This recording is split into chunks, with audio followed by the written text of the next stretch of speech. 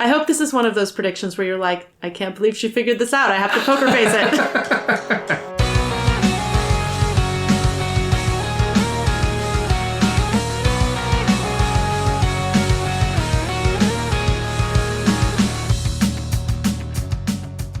Welcome to Inchworm, the podcast in which we're inching through worm. I'm Jenny. And I'm Ted. This time we read Infestation 11.6. Yeah. Yeah, it was cosmologically fascinating. Yes.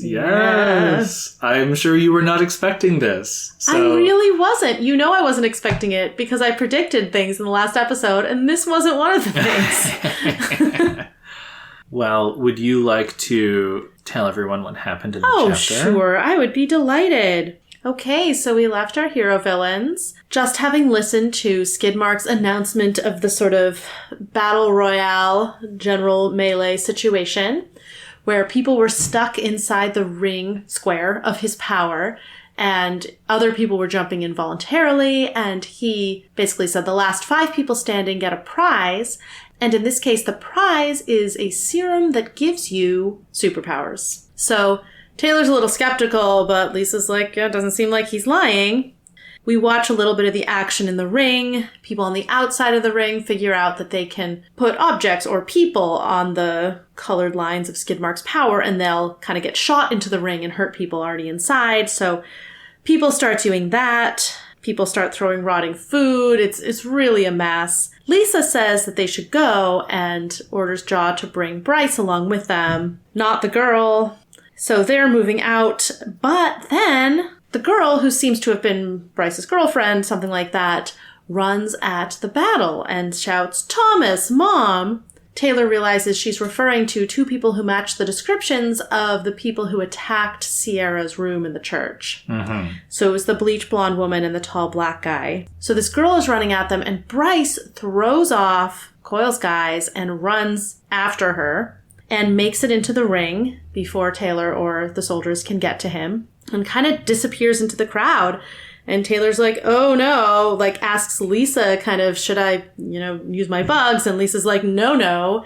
If an enemy cape were to do something, Skidmark would just have the crowd attack any unfamiliar faces, might get us, would definitely get a lot of other people. Bad idea. So, and Charlotte, who turns out is the name of the girl from Taylor's high school, is like, can't we just leave?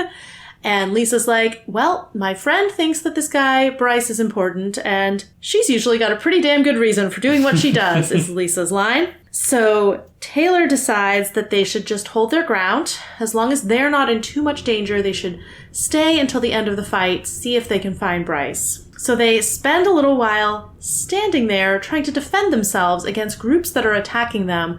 Kind of unclear why. It's kind of stupid. They're pretty strong and well armed, but other groups are attacking them, and they're able to kind of fend them off, but not without some trouble. Taylor has to do a little bit of fighting, like with the knife that she grabbed, and she gets a little bit injured, gets hit a few times, and she has like a slice on the back of her arm from a nail that was through someone's makeshift club. But, they're kind of doing okay.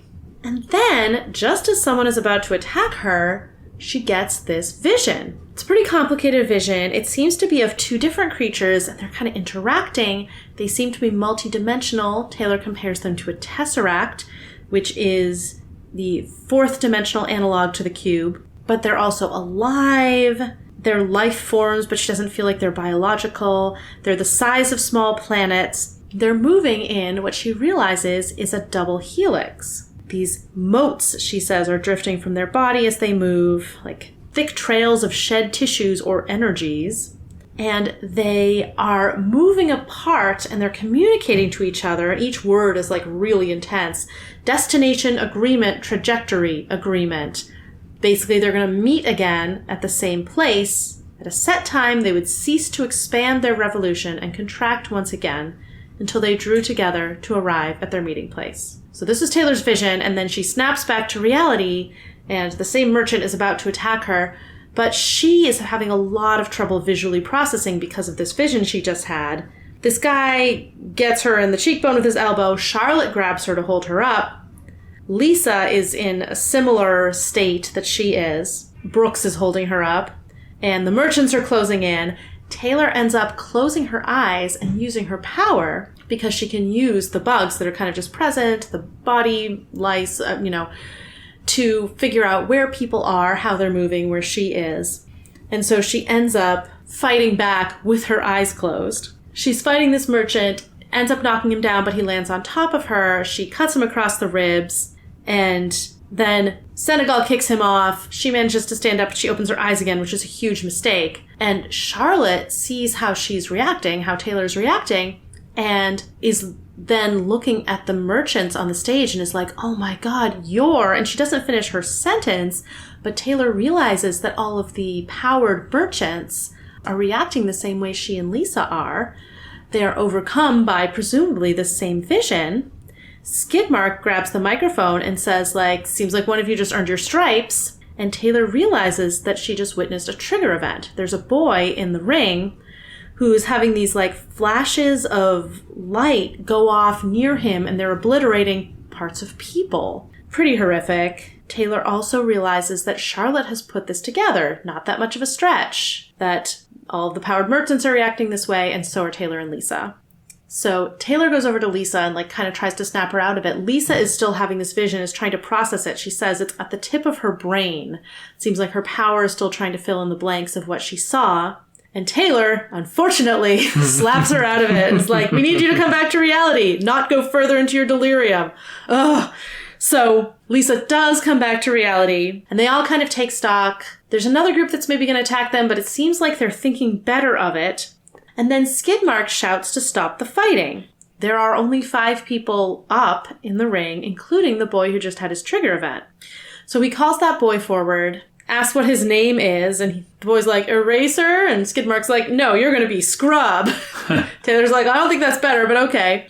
Skidmark says that this boy has won one of the 5 drinks, but it wouldn't help him at this point because he just got a power, so he can pick a friend. So he calls up 2 of his friends and is like, can they both have it? And Skidmark's like, no. So he picks one of his friends, the one who I guess helped him more when he got pulled into the ring. And Taylor speculates, is Skidmark trying to divide his new recruits from their former allies as much as possible? So presumably Skidmark's next move is to give out the rest of these drinks. But at that point, Taylor realizes that her bugs on the roof are dying. No, wait, they're being put into some sort of hallucinatory state. She realizes that Faultline's crew is on the roof, including Neuter. So Taylor says to Lisa, we've got company, and Lisa kind of clocks it, and they head to an exit. But before they can actually leave, the gap separating the door from the wall fill in. It's kind of as if wax is melting. And the same thing is happening to the other entrances. Presumably Labyrinth is doing this. And no one else is noticing. Scrub's friend Doug is about to drink his vial of superpowers.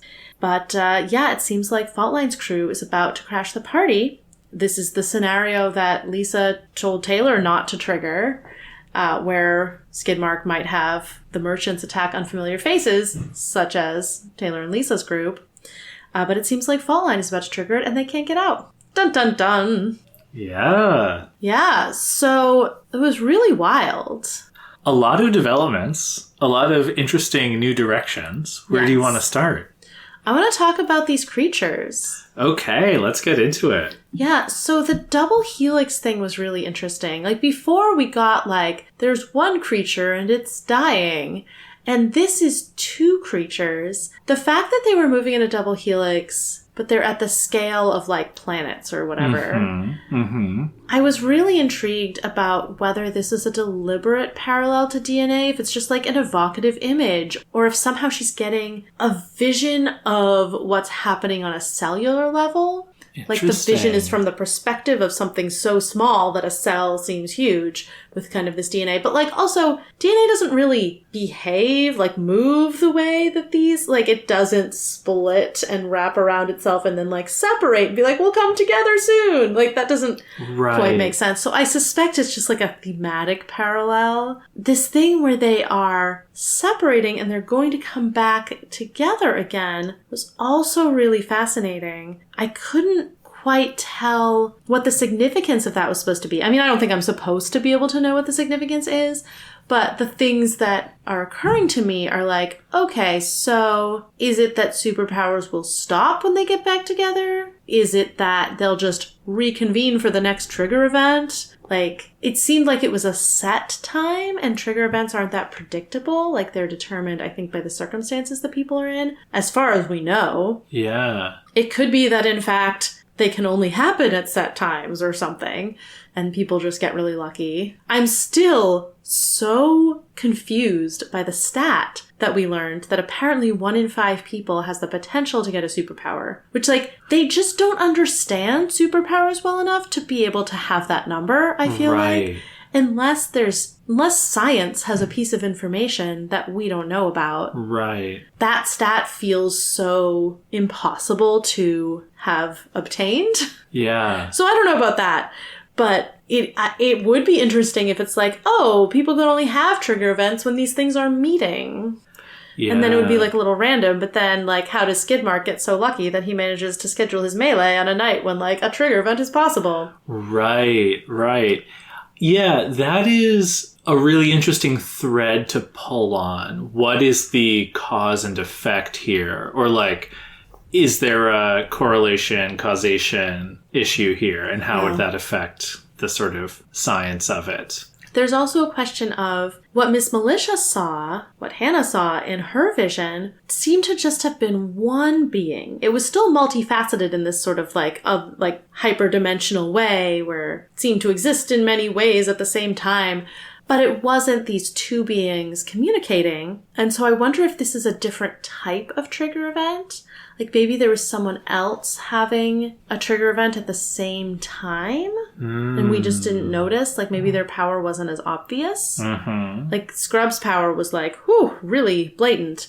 And if someone else got like a subtler power. Interesting. Then that could explain, I mean, not explain, but connect at least to the thing where when the wards were in that class, it's like maybe people with multiple powers are people who had a trigger event at the same time someone else did. Yeah. So maybe Scrub has a secondary type of power and someone else also got kind of two types of powers, which would be interesting because it would sort of mean that there's like one cosmic being per cape.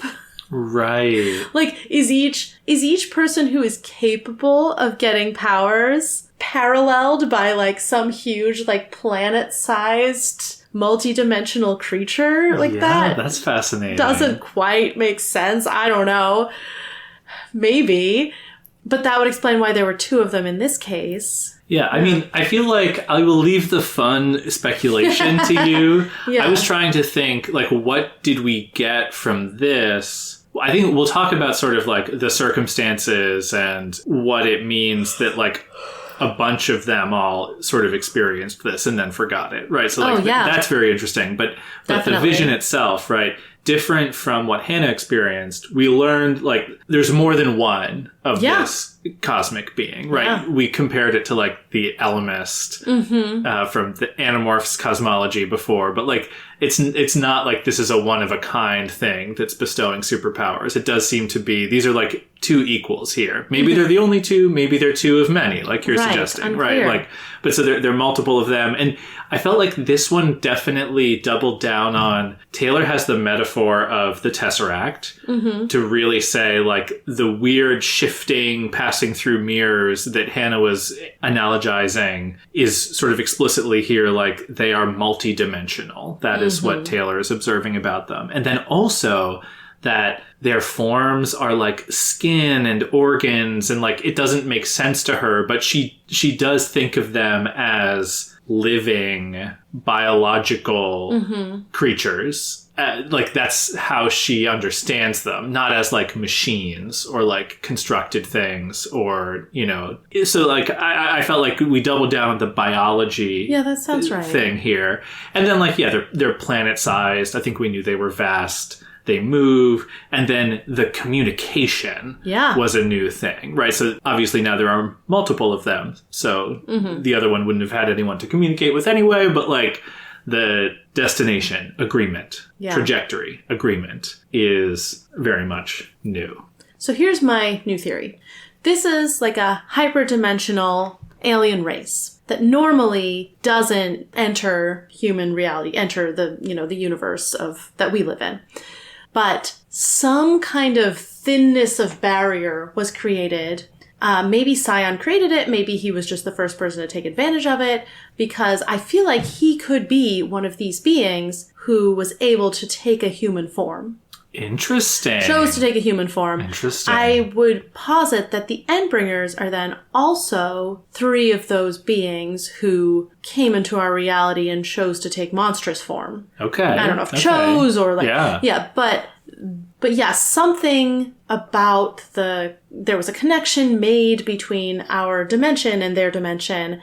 And now something about the intense experiences that people have with trigger events allows people to also take advantage of that like thinness of the wall between the worlds and get some power given to them. Maybe it is one of these hyperdimensional creatures to each person with power, so far.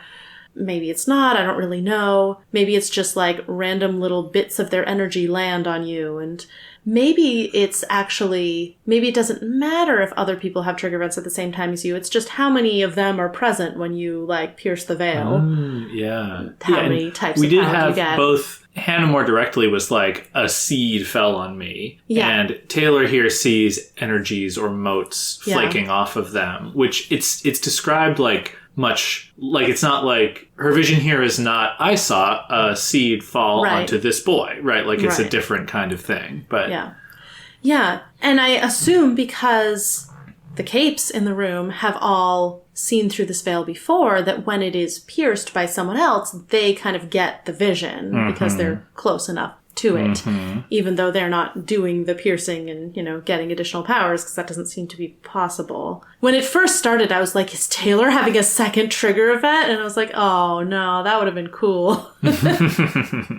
Yeah. So I don't have any theory about how that connects. Well, okay, maybe the like potion or whatever is a thing that artificially pierces the veil. That's really interesting. Yeah. It is notable that we have not seen someone get powers from drinking a potion yet, though maybe we're going to next chapter. It'd be very exciting to see if something similar happens to everyone. I can't imagine narratively that it would, because, like, why would Wampa want to write that twice? Like, it would just feel repetitive. He would probably figure out a way to do it, but it would be, yeah. And if it doesn't happen, then that's also interesting to learn. Yes, definitely. If someone gets a power without that happening. Yeah. I'm just so bummed that Taylor interrupted Lisa before she could put it together, because, like Miss Militia, like, Lisa has something about her power that could help her remember, like, grasp the knowledge. Right. Yeah, she was the one who was taking longest to recover. Yeah, she's like, it's on the tip of my brain. She says, they're like viruses and babies and gods all at the same time. That's interesting. I forgot about that description. I mean, that could still be my alien race. I don't know. I was just remembering Miss Militia being like, oh, Dragon doesn't sleep either. Does she remember the event? And now, at this point, I'm like, oh, Dragon definitely didn't experience this. Right. Dragon is not a cape. Right. The other fascinating piece about getting Taylor's perspective is we're with Taylor moment to moment, and we get to see her start to forget, right? Because by the time she slaps Lisa, she's completely forgotten. It's like your delusion, Right. And I really liked the comparison to Imp's power as Taylor forgets, because she's kind of like, like there's something about this that reminds me of that. And then I was thinking Lisa is taking the longest to recover. We've also observed that Lisa seems to be best able to remember that Imp exists. Yeah, it makes so much sense that her power would give her that advantage. Yeah. Yeah, it was so cool. It also is interesting. Now we know that, like, there wasn't a trigger event at that bank job. Because I think I kind of said, like, this is the kind of thing that could give someone a trigger event. But, like, no, because they all would have known. Yeah. So it is fun to know that if there's going to be a trigger event around our main characters, they will immediately be aware of it. Yes. And I thought that was fascinating, because it is something that can't happen so often that the cape world knows about it, right? Trigger events are kind of like common knowledge among capes. Skidmark's figured it out. Skidmark has figured it out because he's like, oh yeah, well, he can't remember the visions presumably, but he's like, oh yeah, when everybody falls over, and I have the sense of something woozy, I can't remember. Right. Yeah. That means, someone had a trigger event. And yeah, Charlotte puts it together right away. It is such a potential liability also that, like, if you're not out in costume, everyone will know you're a cape if they understand it. Like, Charlotte was probably one of the few people who was able to understand that. But it's also the kind of thing that, like, can't necessarily be very deliberately engineered. Like, Skidmark did get lucky here, but, like, only one guy out of all of these people had, like, a naturally occurring trigger event. So it might not have happened. So it can't necessarily be used to, like, suss out the capes in our presence. Right. Well, I mean, I guess unless if you drink the thing from a can, right? Well, that's true. That could be used. That's a very interesting thing to consider. We had some other bits of related lore from Skidmark, though I'm not sure he's a reliable source of information because he tells Scrub there's no point in him drinking the power in a can anymore. Is possible that, Skidmark doesn't know what he's talking about, but I would strongly suspect that is accurate. Well, right, which makes sense narratively. Of course. That, like, you couldn't just drink, you couldn't get as many superpowers as you can get canisters. But I am curious about, like, well, why? How does that work? What is that's a good question. We don't really know the mechanism by which powers are acquired, even though we know it happens with this sort of vision. Right. But I do feel like if you end up having the vision again when someone near you has a trigger event, but that doesn't give you a new power, it makes sense that drinking the thing in the bottle also wouldn't give you a new power. Yeah. No, of course. And then the offer to share it, Skidmark chuckled, and it was a nasty sound with very little humor to it. No, you definitely don't want to do that. That was really interesting. Because it could be more just Skidmark's like, sharing is not caring in my house, right? We don't share. Yeah. But I feel like it's also, there's a hint of like, buyer beware, sharer beware, right? Like, you're not going to like what happens. I was very intrigued by that. Like, what happens if you, like, almost see through the veil?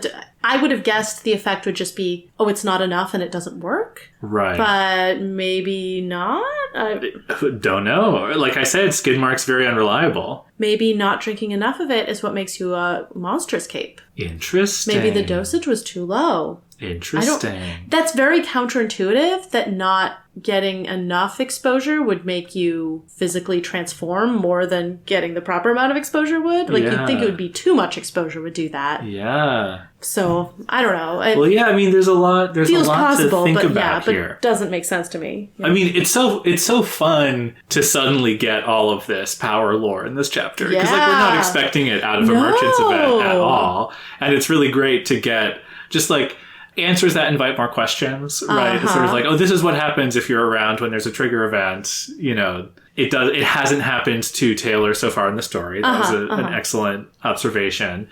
But now we know, and, who knows when we'll find out more. Yeah. So other things that happened. I mean, so Charlotte knows that Taylor has a power.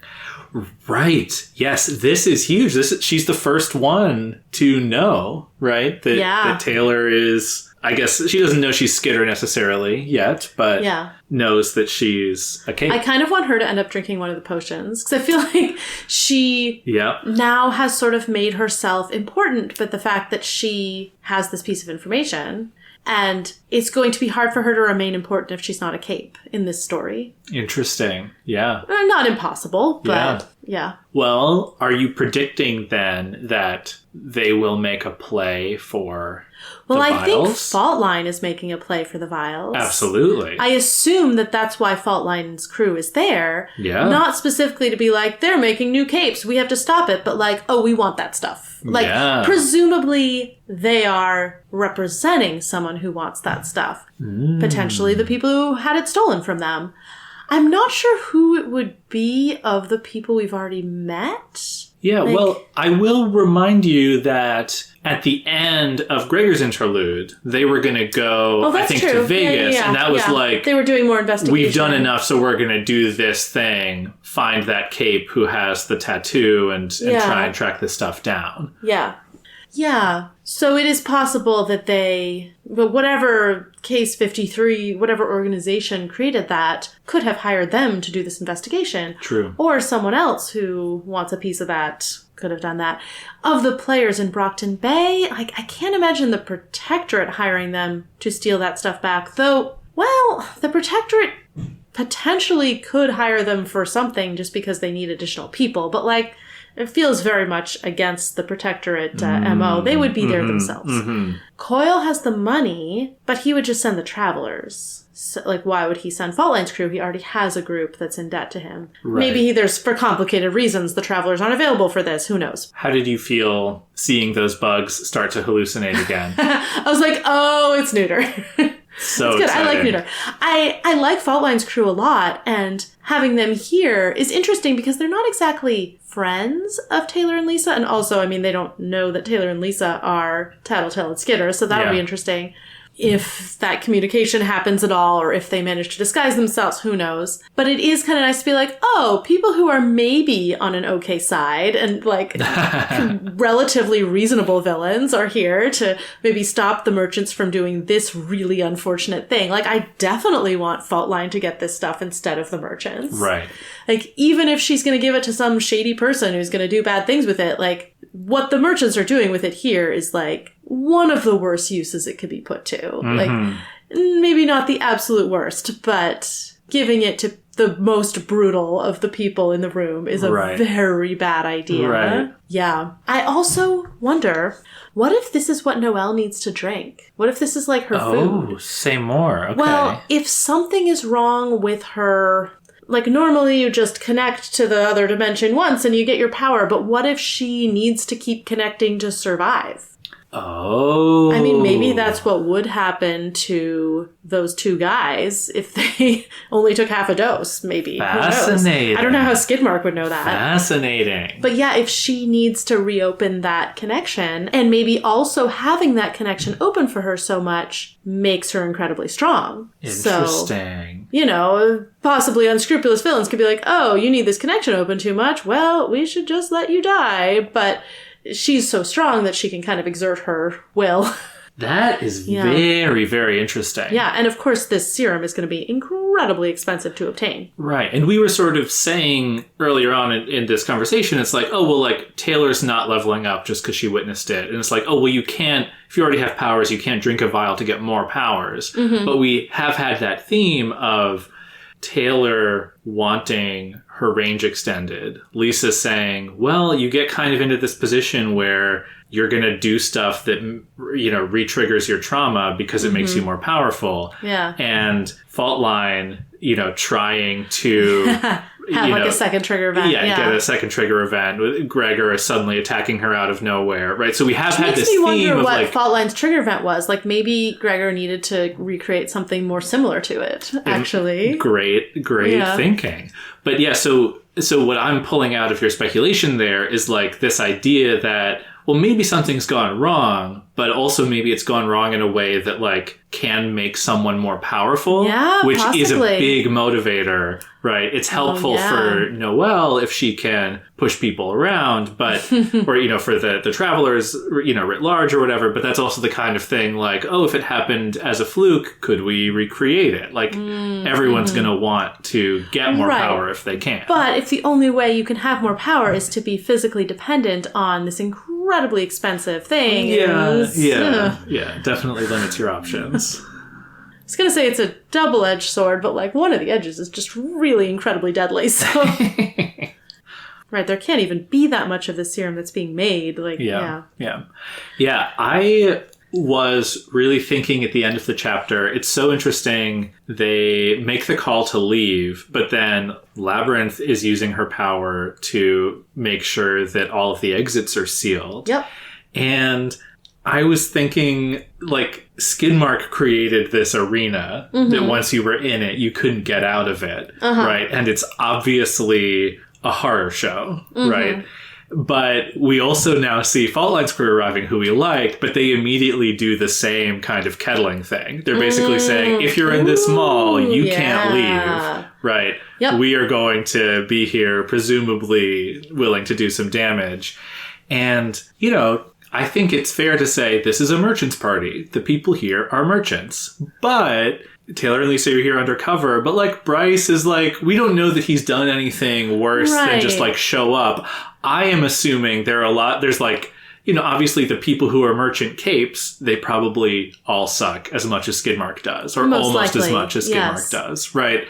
But then I think there are a lot of people here who, like, may be loosely affiliated, but... Right, maybe just wandered in. Maybe were brought in against their will. Right, but don't necessarily deserve Faultline to bring the hurt down on them. And, like, Lisa and Taylor are a great example of, like, just because you're in this mall right now, it doesn't mean you deserve to be sealed in. We also don't know what Faultline is going to do. Like, presumably the reason that they sealed all the exits is that so no one can escape with the vials. Contraband. Yeah. So... probably she's not going to be looking to kill all the merchants. Yeah. Though, as Lisa pointed out, if there's this threat, it might not be as bad as it would be if Taylor started using bugs all of a sudden, because Faultline's crew, it's obvious who they are. Like, they're going to show up and it's like, oh, that's them. Yeah. Whereas if Taylor started using bugs, it would be like, oh, someone in here is doing a ranged thing that we can't actually pinpoint back to a person. Well, we better attack anyone we don't know. So... Faultline's crew is probably a little less likely to create that effect. Yeah. It is funny, like, Taylor's power is one of the least, I was going to say least personal, but least identifiable, because she can just be doing things like, you know, several blocks away. Yeah. And doesn't need to be there present in person at all. Like, there could be a crowd of 1,000 people and no one would know which one she is. Yeah. Pretty cool. Yeah. Like, even Regent was like, I sort of I have to kind of put my headphones in so people can't tell that I'm controlling. Yeah. I mean, Regent actually is another one where, like, he can do stuff and no one can necessarily tell who's doing it. And also so is Gru. Like, he does surround himself with the darkness, but if he were just standing there, he could make darkness appear across the room, I think, without anyone knowing. That's interesting. It doesn't have to come from him. Yeah. Which is, it's surprising that there are so many of those people on the Undersiders. I mean, Bitch is not exactly like that because she has to be giving orders to the dogs, but, like, and also she doesn't have a secret identity, but she makes dogs big and then they do stuff. Again, she doesn't really have to be there. And Tattletale is a knowledge person, so... I do think that's a good observation about them as a group and what makes them very versatile and good at escaping. That's true. Yeah. No, really, really funny collection of powers there. There aren't, I feel like, that many other capes we've met where that is the case. Yeah. And I mean... Vista, maybe. Imp has to get up close and personal, but not for long. Well, it doesn't really matter because no one's going to know she's there. Vista maybe can do the sort of ranged effect where it doesn't come from her. Yeah. I guess Shakers in general. The Shaker ethos. Yeah. Labyrinth is kind of like that. Yeah. And Scrub here is sort of a Shaker / blaster, maybe? Like, Yeah, Scrub seems really dangerous. I mean, he can't control his power yet, so his utility is limited. But... I just want to read some of it. Sure. You can tell it's him. White smoke poured from his eyes, nose, ears, and mouth, with smaller traces flowing from his scalp, stirring his hair. And then someone gets attacked. The arm, forearm, elbow, and the right side of his torso and hip were gone. Blood gushed from the area where his flesh had been carved away by the light, and his dismembered hand dropped to his feet. And that, I'll keep reading. The boy screamed in some combination of horror, pain, and rage, and flashes of the whiteness erupted randomly around him. Some caught people who were lying prone on the ground, others hit standing combatants, while most simply hit the air. Yeah. So, incredibly strong. And the reason I want to keep reading is, like, so horrifying. Like, seeing a trigger event, right? Like, knowing how badly he's doing, and then, like, how badly he's doing to have the trigger event, and then to immediately have this, like, uncontrolled, chaotic, like, oh, I'm just, like, carving slices out of people. Yeah, and it does seem like he's someone who didn't want to be in the ring in the first place. So he might not be a terrible person. And, I mean, and to me, his power very much feels like, I wish they would just go away. Yeah. Right? Like, that's the... yes. Oh, that's such a good point. And interestingly... he is not limited by the Manton effect. He was making parts of people disappear, and Taylor noticed he made parts of people and clothing disappear and not the ground, but then later I think he made a part of the stage disappear. So it seems like he can do both things, though maybe not with the same blast. Yeah, I was wondering what you made of that. Right, it's not organic versus inorganic. It seems to be... I assume it's a little bit more psychologically governed. Yeah. Like, it's not just like, here's a space of blankness. It's like getting rid of a type of thing, or I don't know. Yeah, I was thinking what Pink for me was like, going with the eraser metaphor. It's like he's erasing things that aren't supposed to be there, right? Like he gets rid of the improvised stage, but not the ground, right? Like he gets rid of people who are like just moving through the space, but not the floor, which is like... That makes sense. You know. It's a little bit the opposite of Labyrinth's power, maybe. Interesting. Not exactly, but just, she works with landscapes. Maybe he works with everything except the natural landscape, kind of. I love that connection. But I also feel like he might be the person I was hoping for in the Leviathan fight. Oh. Where I was like, where's the person who's just gonna, like, have a power to, like, pierce through this, create a hole inside someone? Yes. That's Scrub. Yes. He can be the hero of the next Endbringer fight. Yes. Unfortunately, he's gonna be a merchant, but maybe he'll be rescued from the merchants. He didn't seem like he was necessarily evil. No, that is really interesting. I hope this is one of those predictions where you're like, I can't believe she figured this out. I have to poker face it. Well, I do really like where your head is going, because it's like, it's great for lore reasons to see someone get a trigger event. But it's good for narrative economy if, like, Scrub is useful or important to the story. And not narrative just, like... economy is not necessarily the priority in this book. Exactly. But, like, if he's just, like, one of 12 merchants, it's less interesting than, like, when we see him again, we'll have some connection to, And he's a merchant who we were specifically told by him that, like, he got pushed into that ring and wasn't, like, going in there to fight this and try to win. Yeah. So, I mean, he did show up to the merchants event, like you said, there's a range of, how affiliated he must have been to begin with, but... And the other way I wanted to approach that point, right, is I feel like we've had a lot of like, the merchants are awful. The marauding bands of merchants in the town, they're doing terrible things. They're doing, Sierra's story, Danny was cleaning up, like what we heard from the Ward's arc about what the merchants are doing. Everything in the last chapter was like super gross and awful. And then there were a few beats, right? So like Scrub is here. He doesn't want to be here. He makes it to the end because he triggers. That's probably the only reason. Like it seems like he was fighting to survive, but then no sign that he was like killing people. And then his friends come up and he's like, well, can I help both of them? Oh, and then he's like, you know what? You came into the ring to save me, right? Doug, I'm going to give you the power. Yeah. And so like, that's like they were friends, like they weren't all immediately like, we get this other anecdote where like two people who are alone in the ring end up back to back fighting for just a few seconds before one of them turns around and stabs him in the back. But then the collective group, seeing that, kills the guy who betrayed his friend. It's so interesting. There doesn't seem to be any honor among thieves here, but there is sort of a gleeful like, you set a standard of behavior of betrayal. Let's betray you. Well, I was going to say, that is good game theory, right? It's like, it's a prisoner's dilemma, right? Like the two guys are back to back and the one who wins is the one who stabs the other. But in a repeated game, your reputation matters way more than winning a single match, right? So like, it's very rational. And even Taylor also observes like, like that woman in that gang, they were going to come and fight us, but she could tell that we weren't that hurt and we weren't a good target, but she didn't want to lose face in front of her people, so she couldn't back down, right?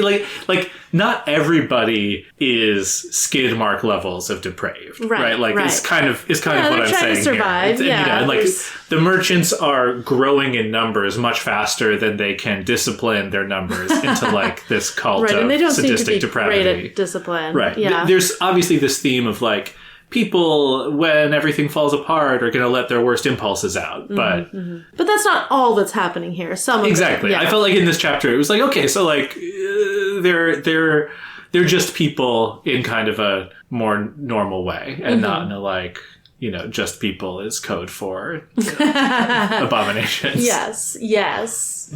We also had like Bryce and the girl like run into the death ring just because of her family being there, which is like such a human impulse and also like so dumb.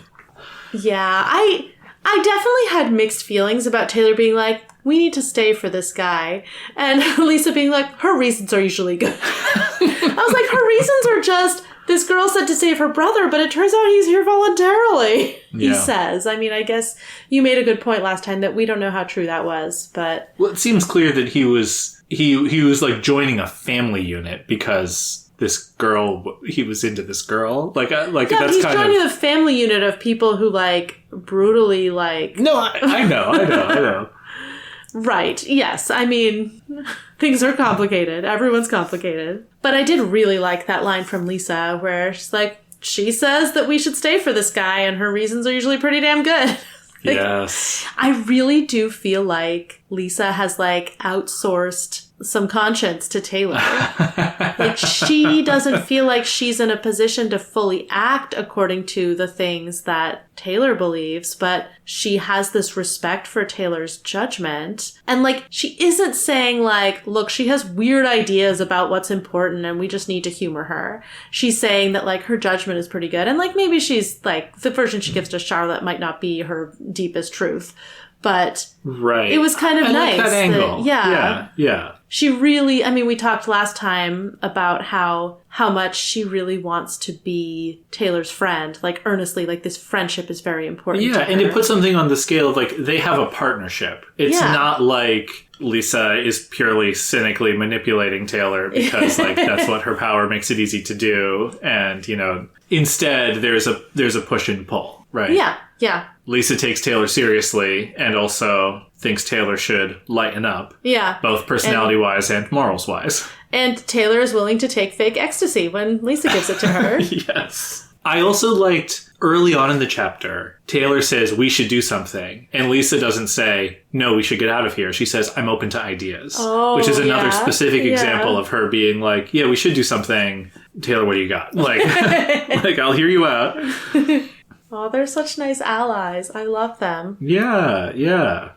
Yeah, I mean, you already mentioned the moment when Taylor slaps Lisa out of solving more of the setting mysteries too soon. Yeah. Which I was also my note. That's such a funny way to phrase it. I do wonder what Lisa will remember of this. I don't know if it'll be enough for her to want to share it with Taylor immediately. Mm-hmm. Like if she's like, I feel like there was something there, but I don't know what. Mm-hmm. She might just not say anything about it. But I kind of hope she does end up saying something about it because I want to know what she knows. I know. What does she remember? Yeah, I do feel like there's not a lot, like, the chapter does kind of have, like, it's Taylor watching stuff happen, right? So you do get this, like, debate where there's like, oh, should we go? And Taylor's like, no, we have to wait for Bryce. And then they're like, no, now we're going to cut and run. But their ability to leave has now been limited because they waited too long. Right. You know, the fact that other capes showed up also means they can't leave. Yep. So it makes sense that the overall heuristic here is we should not introduce other capes into the situation because we don't want the merchants to be cape hunting. Yeah. But it is a little bit of a like, okay, a bunch of new stuff happened and we completely lost track of Bryce. Like, Bryce R.I.P.? Like, what do we like? He's probably just unconscious. It's fine. Hopefully, yeah. I was definitely like, oh god, he's done for. And then like there was a line later, like 2/3 of them were dead, unconscious, or faking it. And I was like, okay. The one moment of humanity from Skidmark that I related to, right? He's looking down at the arena. He grips the railing as he hunched over it, grinning a smile with teeth that seemed to be every color but white. His eyes were almost glittering as he watched the chaos he'd set in motion. And I was like, that feeling of like, I did that. Is a universal human good, right? Like, I do relate to that, even though he's the worst guy. Oh my gosh, that's so funny. I mean, you're right, but that's such a funny angle on it. I also really liked that his objection to Eraser is like the puny pink nipple on the end of a pencil? Fuck that. Is that not what everyone calls it? Oh, hand me that puny pink nipple. Yeah. He's sort of a great cartoon character, Skidmark. And like just the fact that now you know why all the merchants have the dumb names is because this is Skidmark's sense of humor. Like, yeah, we're gonna be Skidmark and Squealer and Mush and Scrub. That's such a good point. Yep. He's an affront to taste.